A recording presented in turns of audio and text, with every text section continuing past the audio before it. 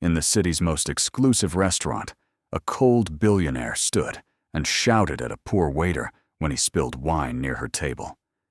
But instead of bowing his head in apology, the man, a single father struggling to raise his young daughter, set down his tray and said something that made the entire dining room fall silent. "Shout at me again, and this ends." No one understood what would end: his job, her career, or a secret only he knew. And what shocked everyone more, the billionaire didn't explode in rage. She did something no one could have imagined. Aaron Miller moved through the dining room with practiced efficiency, the tray balanced perfectly on his left hand, while his right adjusted wine glasses on table 12. Around him, crystal chandeliers cast warm light across white tablecloths. The restaurant, Luminaire, was the kind of place where a single bottle of wine cost more than his monthly rent. He had clocked in at 6:30, right after finishing his shift at the garage. His uniform still smelled faintly of motor oil beneath borrowed cologne. The other waiters pretended not to notice. Most were younger, college students working part-time. Aaron was 34, and doing this because he had no choice. His daughter needed him. Emma was 7 years old, waiting at home with Mrs. Patterson from next door, who watched her for $20 a night. The money Aaron made here covered her medical appointments, her school supplies, the small things that added up faster than he could count. He had studied psychology once, 2 years at community college before his wife got sick. Before the hospital bills and funeral costs, and the reality that being a single father meant choosing between dreams and survival. Those 2 years left him with something useful. He could read people, the way they held their shoulders, the flicker in their eyes when they lied, the small gestures that revealed everything they tried to hide. Tonight, the VIP section was busy. Table 8 had been reserved for Victoria Hayes, billionaire CEO of Hayes Empire, a chain of luxury hotels stretching across 3 continents. She came to Luminaire twice a month, always for business meetings, always with the same assistant trailing behind her. Aaron had served her table before. She never looked at him, never said thank you, never acknowledged his existence beyond delivering food and clearing plates. But tonight felt different. Victoria sat alone at table 8, her assistant standing near the bar. Marcus Sterling was a thin man with sharp features and expensive suits. Aaron had noticed him before, noticed the way he checked his phone constantly, the way he glanced at his watch when Victoria spoke, the way his smile never quite reached his eyes.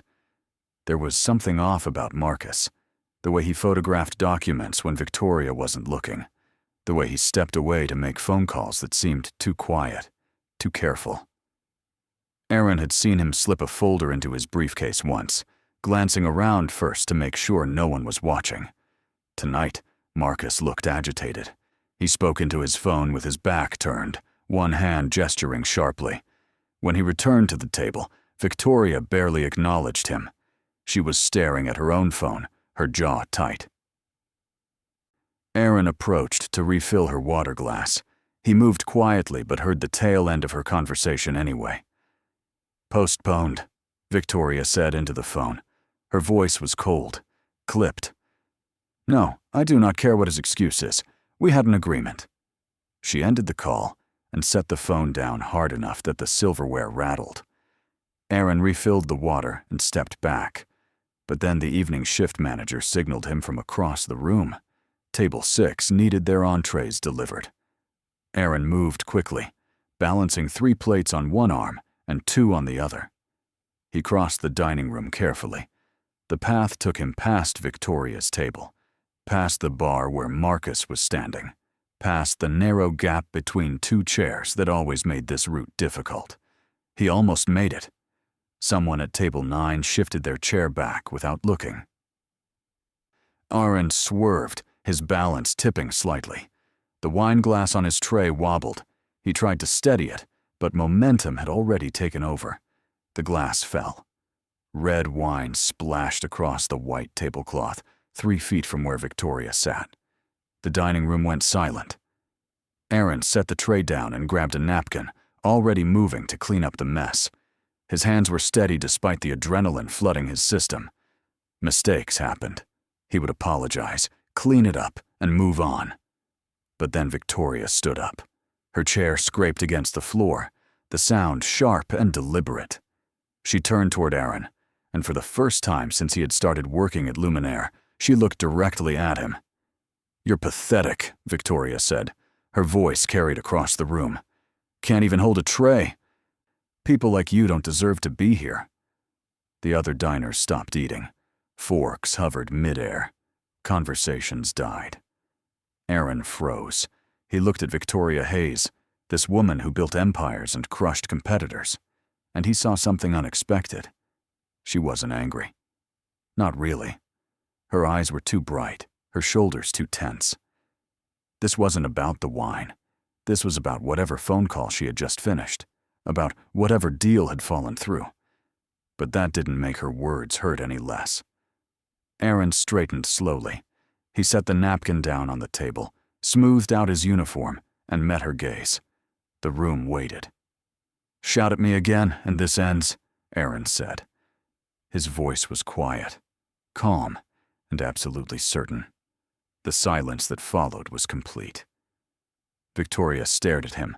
Her mouth opened slightly, then closed. Something flickered across her face. Surprise, maybe, or recognition. Marcus stepped forward quickly, his expression tight with alarm. "Ms. Hayes, I can have him removed immediately." Victoria held up one hand. Marcus stopped mid-sentence. She continued to look at Aaron. Really look at him, the way she had never looked at anyone in this restaurant before. Her eyes searched his face, and whatever she found there made her expression shift. "You," Victoria said finally. Her voice had lost its sharp edge. "Sit down. I need your help." Aaron blinked. Around them, the other diners began to whisper. Marcus looked like someone had just told him gravity no longer applied. "Ms. Hayes," Marcus said, his voice low and urgent. "This is just a waiter. He can't possibly—" Victoria cut him off without looking away from Aaron. "I know what I'm doing." "Marcus." Aaron glanced toward the back corner where the employee lockers were. Inside his locker, taped to the inside of the door, was a photograph of Emma. She was smiling in the picture, missing her 2 front teeth, holding up a drawing she had made at school. If he walked away now, he would probably lose this job. If Aaron refused a direct request from Victoria Hayes, he would be out the door by midnight. But if he sat down at this table, he would be stepping into a world he didn't understand, a world that might put Emma at risk. Aaron looked back at Victoria. In her eyes, he saw the same thing he had seen in the mirror every morning for the past 3 years, desperation disguised as control. "What do you need?" Aaron asked. Victoria gestured to the empty chair across from her. Aaron sat. The dining room buzzed with speculation. Victoria leaned forward slightly, her voice dropping so only Aaron could hear. "In 30 minutes, a business partner is going to walk through that door. He's a master at psychological warfare and negotiations. I need someone who isn't part of my team, someone who can observe without bias, someone who can read people." Aaron frowned. "I'm not an expert. I'm just someone who just looked me in the eye and didn't flinch," Victoria said. "That's rare, and that's what I need." Marcus shifted uncomfortably nearby. "Ms. Hayes, we have consultants we can call. I need someone now, Marcus." Victoria kept her attention on Aaron. "I'll pay you $5,000 for 1 hour of your time. Watch this meeting. If you see anything that suggests deception or manipulation, signal me." $5,000. Aaron thought about Emma's medical bills, about the specialist appointment next month that insurance wouldn't fully cover. "How would I signal you?" Aaron asked. "Tap the table twice, that's all. Simple and subtle." Aaron thought about the photograph in his locker. He thought about the rent due next week, and the electricity bill, and the fact that Emma's shoes were getting too small. "All right," Aaron said. "I'll do it." Victoria nodded once. "Marcus, Get Aaron some water and tell the manager Mr. Miller is assisting me with a private matter. His shift tonight is covered." Marcus hesitated, his jaw working like he wanted to argue. Finally, he nodded and walked toward the kitchen. Aaron watched him go, noting the stiffness in his shoulders, the way his hands clenched and unclenched at his sides. Whatever Marcus was feeling about this situation, it wasn't just professional concern. Victoria set her phone down and looked at Aaron again. "You don't know me. I don't know you. But for the next hour, I need you to do exactly what I ask. Can you do that?" Aaron thought about the way she had called him pathetic in front of everyone. He thought about the desperation he had seen beneath her anger. He thought about Emma waiting at home. "Yes," Aaron said. "I can do that." 28 minutes passed in near silence. Victoria typed on her phone with focused intensity. Aaron sat across from her, acutely aware that he still wore his waiter's uniform and smelled faintly of kitchen grease beneath his cologne. Marcus had returned with water, but said nothing, standing several feet away. Aaron used the time to observe Marcus. The assistant checked his phone 4 times in those 28 minutes. Each time, his thumb moved quickly across the screen before he shoved it back into his pocket. His jaw was tight, his shoulders rigid. At 7:42, the restaurant door opened. A man entered, flanked by a translator and a woman in a sharp gray suit. The man was in his late 50s, wearing an immaculate navy suit and gold-rimmed glasses. His movements were measured, controlled. Victoria stood. Aaron followed her lead.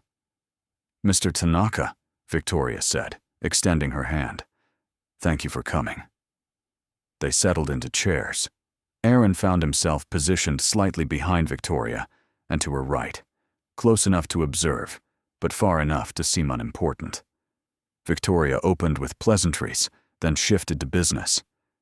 "The expansion into Asia represents a significant opportunity for both our organizations. Hayes Empire would bring our hospitality expertise and brand recognition. Your company would provide local knowledge and existing infrastructure." Mr. Tanaka picked up the document, but didn't look at it immediately. "You are direct, Ms. Hayes. I appreciate that." Aaron watched Mr. Tanaka's hands. When Victoria mentioned the profit-sharing structure, 60% to Hayes Empire, 40% to Tanaka's company, the man's left index finger twitched. Just once, a small scratch at the base of his thumb. When Victoria outlined the timeline and cities they would target, Mr. Tanaka nodded along, his expression pleasant. But when she mentioned quality standards and oversight, his jaw tightened slightly. Then when Victoria reached the section about risk mitigation and liability, Mr. Tanaka relaxed. His shoulders dropped. He leaned back in his chair with the ease of someone who had just heard exactly what he wanted to hear. Aaron's stomach tightened. Relaxation in the wrong moment was more telling than tension in the right one. Then Mr. Tanaka said something that made Aaron's instincts flare. "Ms. Hayes, before we proceed further, I would like to review the contract in both English and Japanese. I have brought translated copies for your review as well." Victoria smiled. "Of course." The lawyer produced 2 thick folders, one with English text, one with Japanese characters. She placed them side by side on the table. Victoria reached for the English version. Aaron leaned forward slightly, watching Mr. Tanaka. The man's eyes followed Victoria's hand. When she opened the folder, Mr. Tanaka's fingers tapped once against the table. Satisfaction. Aaron tapped the table twice. The sound was soft, barely audible, but Victoria heard it. Her fingers stilled on the contract page. Her posture shifted almost imperceptibly.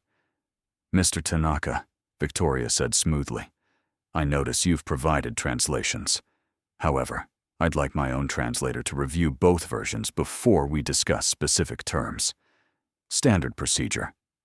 Mr. Tanaka's smile didn't waver, but his hand moved to his collar, adjusting it unnecessarily.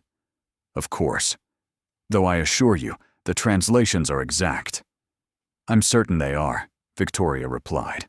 She closed the folder without reading further. Marcus, please contact Reeves Translation Services. I need someone here within the hour. Marcus pulled out his phone and walked toward the restaurant entrance. 40 minutes later, a woman in a dark blazer arrived. She introduced herself as Sarah Mitchell from Reeves Translation Services. Victoria gestured to the contracts. Please review both versions. I need to know if they're identical in meaning and intent. Sarah settled at the corner of the table with both folders. Her eyes moved rapidly between the pages, occasionally making notes. 20 minutes passed. Finally, Sarah looked up. Ms. Hayes, may I speak with you privately? They moved to the far side of the restaurant. When Victoria returned, her face showed nothing. Mr. Tanaka, I'm afraid there's been a misunderstanding. The Japanese version contains a clause not present in the English version. Specifically, a liability provision that would hold Hayes Empire responsible for any financial losses incurred during the first 5 years of operation. The compensation would be $200 million, plus full operational control of all Asian properties. The table fell silent. Mr. Tanaka's pleasant expression didn't change, but something cold flickered behind his eyes. That must be a translation error. It's not an error, Victoria said. Her voice was calm, factual. You attempted to trap me in a contract that would have destroyed my company. Mr. Tanaka stood. This meeting is over. Yes, Victoria agreed. It is. Mr. Tanaka and his team left without another word. Marcus appeared at Victoria's elbow immediately. Ms. Hayes, I had no idea. Victoria held up one hand. She turned to Aaron. You just saved my empire. How did you know? Aaron chose his words carefully. He was too relaxed when you mentioned liability. People don't relax when discussing risk, unless they know the risk isn't really theirs. And when you reached for the contract, he looked satisfied. Victoria studied him intensely. You studied psychology. 2 years. Community college. I dropped out when my wife got sick. And now you're a waiter and a garage mechanic. Victoria was quiet for a moment. Work for me. Not as a waiter. As a consultant. Human behavior analysis. You'll observe meetings, negotiations, hiring decisions. Aaron shook his head. I have a daughter. She's 7. I need stable hours. Name your price and your terms.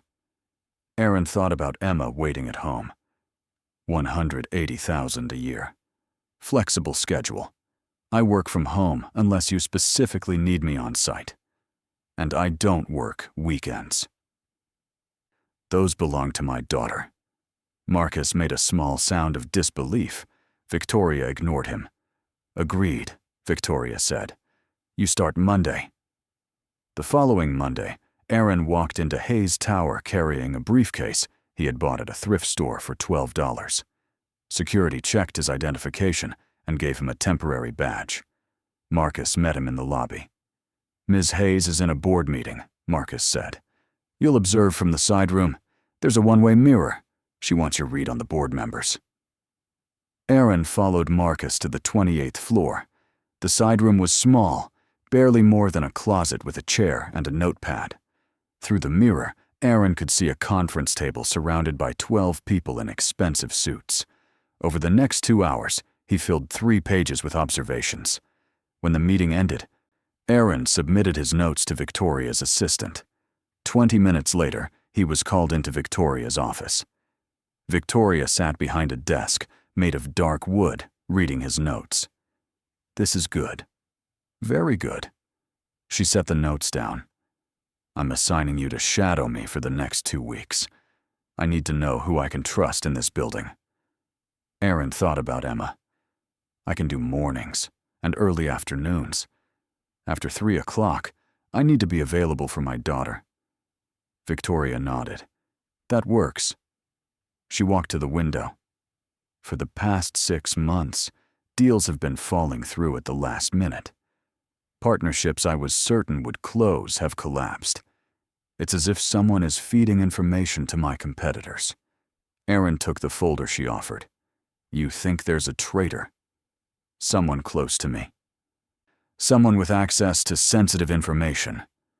Aaron opened the folder and began scanning the documents. Do you have security footage from your office and access logs? Victoria nodded.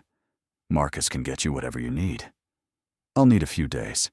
Be careful, Victoria said. If someone is willing to destroy this company, they won't hesitate to remove anyone who gets in their way. 3 days later, Aaron stood in Marcus's office after hours. The building was quiet. He had exactly 30 minutes before Marcus returned from a meeting downtown. Behind a framed photograph of the San Francisco skyline, Aaron found a USB drive taped to the back of the frame. He pulled it free and plugged it into his phone. The drive contained folders labeled with dates going back 8 months. Inside were emails, financial projections, meeting notes, all marked confidential. But there was more. A document titled Transition Plan. Aaron's stomach dropped. The plan outlined a strategy to force Victoria out as CEO. Marcus had been coordinating with Evelyn Shaw, the CFO. Together, they had contacted minor shareholders, convincing them to sell stock to a foreign investment fund. The goal was to trigger a vote of no confidence at the upcoming shareholder meeting, scheduled for 3 days from now. Aaron photographed every page with his phone. He had almost finished when he heard footsteps. The door opened. Marcus stood in the doorway, his expression cold. Looking for something, Aaron? Aaron straightened. The USB drive was still in his hand. I found what I was looking for. Marcus stepped inside and closed the door. I knew you were trouble the moment Victoria brought you into this building. Aaron backed toward the desk. Marcus stood between him and the door. She trusts you, Aaron said. You've been with her for 8 years. 8 years of being her errand boy, Marcus replied bitterly. 8 years of watching her take credit for strategies I developed. And in 3 days, I'll have everything I deserve. Aaron held up his phone. I have copies of everything. If you touch me, Victoria will know before morning. Marcus smiled. You have a daughter, don't you? Emma, 7 years old. Goes to Lincoln Elementary School on Maple Street. Her teacher is Mrs. Rodriguez. She walks home every day at 3:15. It would be very easy for something to happen. Aaron's blood turned to ice. Tomorrow morning, you're going to tell Victoria you made a mistake, Marcus said. That you saw nothing. Then you're going to resign. And you're going to disappear from this building forever. Marcus stepped forward and held out his hand. Give me the USB drive and your phone. Now. Aaron looked at the drive in his hand, at Marcus's cold eyes. He thought about Emma waiting at home, about the promise he had made to always protect her. He handed over the USB drive and his phone. Marcus pocketed both items. Smart choice. Now go home to your daughter. And remember, if you say anything, Emma will pay the price. The door closed. Aaron stood alone, his heart pounding. He had lied about one thing. Before coming to Marcus's office, Aaron had uploaded everything to a cloud storage account and emailed the access code to his personal address. But that information was useless if he couldn't use it without putting Emma in danger. Aaron left the building and drove home in silence. Mrs. Patterson met him at the door with Emma, who threw her arms around his waist. Daddy, you're late. I know, sweetheart. I'm sorry. Aaron hugged her tightly. That night, he lay awake long after Emma had fallen asleep. He thought about Victoria, about the trust she had placed in him, about the empire she was about to lose. He thought about justice and courage, and the difference between being brave and being stupid. But mostly he thought about Emma. In the morning, he would have to make a choice. Aaron arrived at Hayes Tower at 7 in the morning. He had not slept. By 6 o'clock, he had made his decision. He rode the elevator to the 28th floor and walked straight to Victoria's office. Light showed beneath her door. Aaron knocked once. Come in, Victoria called. She was standing at the window with a cup of coffee. She turned when Aaron entered, and whatever she saw in his face made her set down the cup. What happened? Victoria asked. Aaron closed the door. I need you to promise me something first. I need you to promise you'll protect Emma. Victoria crossed the room and stood directly in front of him. Tell me what happened. Promise me, Aaron said. His voice was steady, but his hands were shaking. Whatever I tell you, whatever happens next, you'll make sure my daughter is safe. Victoria's voice carried absolute certainty. I promise. On my father's grave, I promise. Now tell me everything. So Aaron did. He told her about the USB drive, about the transition plan, about Marcus and Evelyn Shaw and the investment fund. He told her about the threat Marcus had made, about Emma's school and her teacher. When Aaron finished, Victoria walked back to her desk. She picked up her phone and made a call. Richard, I need a full security detail. 2 people, plain clothes, experienced with children. Lincoln Elementary School on Maple Street. They're watching a 7-year-old girl named Emma Miller. No one gets near her without proper authorization. Start immediately. She ended the call. Emma is protected. Now we deal with Marcus.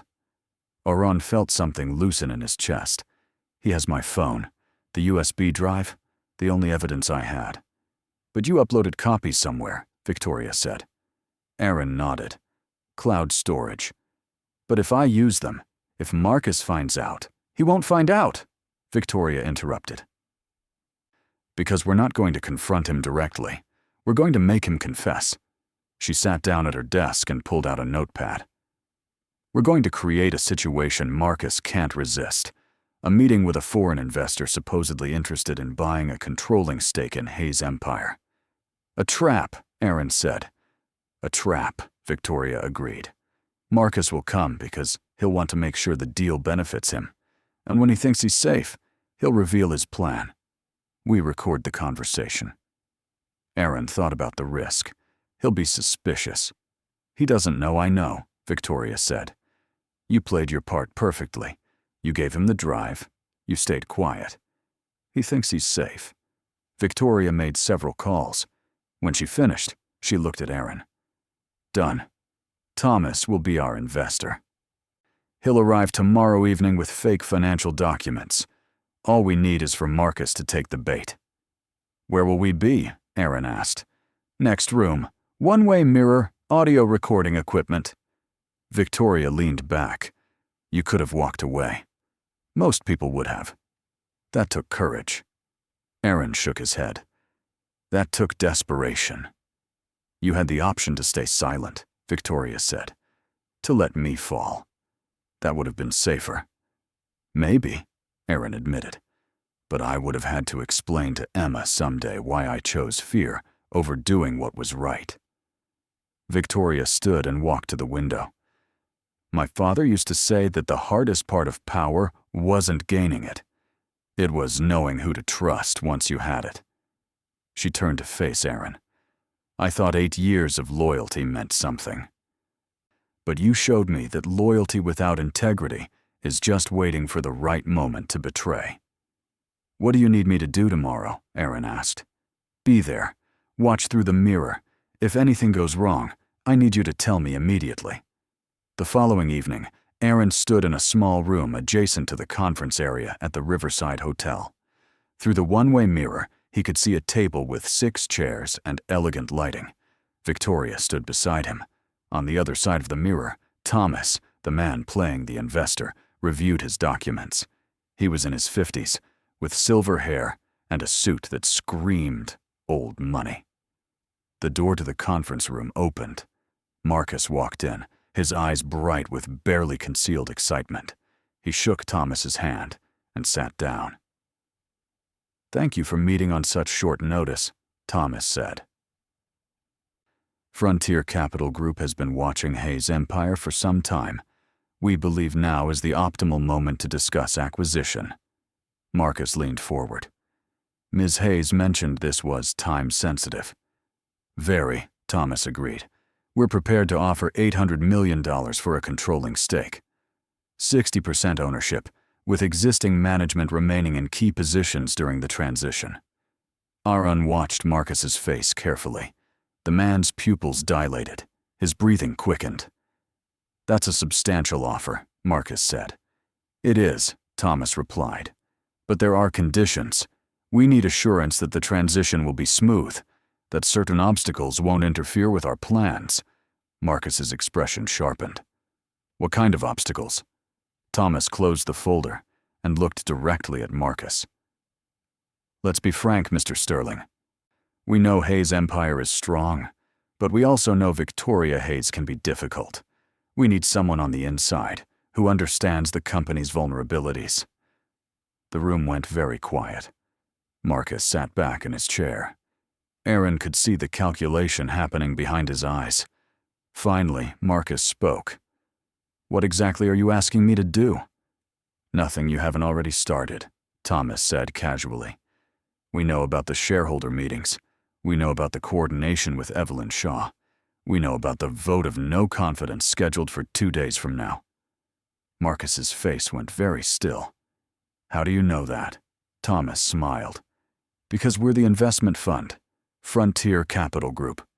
We've been buying shares through intermediaries for the past 6 months. We currently control 34% of Hayes Empire stock. After the vote, after Victoria Hayes is removed, we'll control the majority." Aaron watched Marcus process this information. The man's shoulders relaxed. Relief flooded his features. "You're already part of the plan," Marcus said slowly. "We are the plan," Thomas corrected. "Evelyn Shaw has been very helpful. But we need assurance about the transition." Marcus leaned forward. "Victoria Hayes is finished. I've spent 8 years positioning myself for this moment. I know every weakness in her operation. After tomorrow's shareholder meeting, she'll be voted out. I'll become interim CEO. Evelyn will remain as CFO. And Hayes Empire will be exactly what you need it to be." "And Victoria?" Thomas asked. "She'll be removed from the board entirely," Marcus said. His voice held no sympathy. "Once the vote happens, she's done. And anyone who helped her, like that waiter she hired, will be eliminated." Aaron's jaw tightened. Beside him, Victoria remained perfectly still. Thomas nodded. "What about Evelyn Shaw?" Marcus's smile was cold. "Evelyn knows too much. Once the transition is complete, we'll handle her. She's already transferred $50 million to an offshore account. That money trail will make her the perfect scapegoat if anything goes wrong." "Smart," Thomas said. He pulled out another document. "Then we're agreed. $800 million for 60% ownership. You become CEO." Marcus reached for the document. "Where do I sign?" Before he could touch paper, the door to the conference room opened. Victoria walked in, flanked by 2 men in dark suits. Behind them, 2 police officers entered. Marcus froze. The pen dropped from his hand. "Thank you." "Marcus," Victoria said. Her voice was arctic. "That was everything I needed." Marcus looked at Thomas, realization dawning. "You're not from Frontier Capital." "No," Thomas agreed. "I'm from Hayes Empire's security consulting firm, and everything you just said was recorded." Marcus stood abruptly. "You can't prove anything." "Words are evidence when they're recorded in a controlled environment," Victoria said. She nodded to one of the men in dark suits. He handed Marcus a tablet. On the screen, Aaron could see the video feed. Marcus's voice played clearly. "Victoria Hayes is finished. I've spent 8 years positioning myself for this moment." Marcus's face went pale. "Marcus Sterling," one of the police officers said, stepping forward with handcuffs. "You're under arrest for conspiracy to commit fraud, corporate espionage, and embezzlement." The officers led Marcus toward the door. As he passed Victoria, he stopped. "This isn't over." "Yes," Victoria said quietly. "It is." They took Marcus away. The sound of handcuffs echoed in the conference room. Victoria walked through the door into the observation room where Aaron waited. "Is Emma safe?" Aaron asked immediately. The security detail will stay with her until Marcus and Evelyn are both in custody, Victoria said. But yes, she's safe. I gave my word. Aaron felt the tension drain from his body. He sat down heavily. It's over.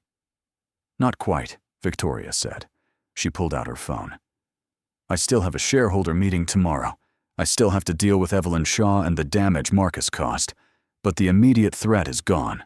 She made a call. Janet, I need an emergency board meeting tonight. 8 o'clock, all members required. Victoria ended the call and looked at Aaron. The board needs to know what happened. She sat down next to Aaron. For the first time since he had met her, Victoria looked tired. Thank you, Victoria said, for trusting me with Emma's safety, for coming back when you could have run, for being the one person who valued integrity over self-preservation. Aaron shook his head. I did what anyone would do. No, Victoria said firmly. You did what almost no one would do. You risked everything for a truth that wasn't even yours to protect.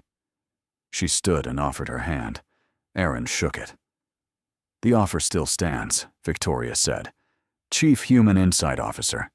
Help me rebuild this company with people I can actually trust. Aaron thought about Emma, about the security detail protecting her, about the fact that Victoria had kept her promise. I'll think about it, Aaron said. Let me talk to Emma first. Fair enough, Victoria replied. Take all the time you need. 2 weeks later, Aaron stood in a spacious office on the 28th floor of Hayes Tower. Through the glass windows, he could see the entire city, the place where just months ago he had been working night shifts at a restaurant. Victoria entered, carrying a contract. Chief Human Insight Officer, $180,000 per year, flexible hours, priority on family time. You'll train executives on reading people and advise me on critical business decisions. Aaron took the contract, his eyes stinging. I don't know what to say. Then don't, Victoria smiled. A genuine smile, rare for the cold businesswoman. Just sign it. Aaron signed. For the first time in years, he felt like life wasn't just a daily battle for survival. There's one more thing, Victoria said. Emma needs an education fund. I've established a scholarship for employees' children, $50,000 per year until college graduation. Emma will be the first recipient. Aaron couldn't hold back tears.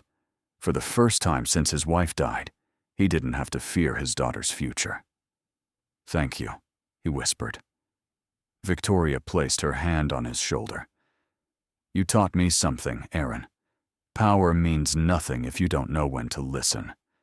My father tried to teach me that, but I was too stubborn. You reminded me of him, and what I should have learned sooner. She looked out the window. That night, when you said, "Shout at me again and this ends," I thought you meant your job. But you meant something bigger. Dignity, self-respect, the things I'd forgotten while building this empire. Aaron stood beside her, and that changed everything. Victoria nodded, for both of us. The phrase, "Shout at me again and this ends," wasn't just a warning. It was the moment that opened a new life. Not just for Aaron, a single father who dared to stand up for dignity, but also for Victoria, a powerful woman who learned to respect others without needing power. Sometimes, one brave sentence at the right moment can change everything, not just one person's fate, but the fate of an entire empire.